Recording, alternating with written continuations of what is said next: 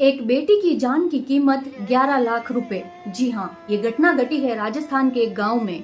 एक मासूम सी बेटी की मौत हो जाती है। लोग कहते हैं इसने आत्महत्या कर ली, परंतु उस बेटी के शरीर पर लगे हुए जख्म चीख चीख कर बताते हैं कि उसको कितनी बेरहमी से मारा गया होगा। अब आप सोचिए, उस बेटी की आत्मा उस शरीर से तो बाहर निकल गई, परंतु वो वहीं पर खड़ी रहती है ये देखने के लिए कि कोई आएगा और मेरे इन जख्मों को देखकर मुझे न्याय दिलाएगा।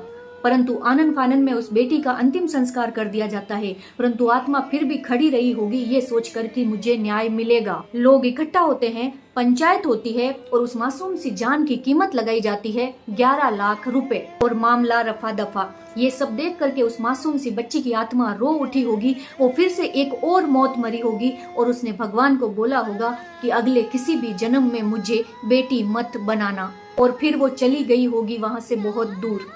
मामला सोशल मीडिया पर उछलता है तो लोग अपनी बातों से मुकरने लगते हैं और 11 लाख वाली बात को झूठा बताते हैं और धरना प्रदर्शन होता है, न्याय की मांग होती है। खैर छोड़िए, हमें उन लोगों के बारे में बात नहीं करनी। हमें बात ये करनी है कि आज एक बेटी की मौत की कीमत 11 लाख लगी है, कल कोई दूसरी को मार के 21 लाख लगा देगा, परसों कोई 31 और अगले दिन कोई 51 लाख लगा देगा। ये क्या संदेश देना चाहते हो आप समाज को? अब तक तो हम ये सुन रहे थे कि पैसे लेकर के बेटियों की शादी की जाती है, कोई 16 लाख लेता है, कोई 20 लाख लेता है, और अब तो बेटियों की मौत की भी कीमत लगने लगी है। एक तरफ तो समाज में लड़कियों की कमी का रोना रोया जा रहा है और दूसरी तरफ समाज की बच्चियों को बेरहमी से मौत के घाट उतारा जा रहा है।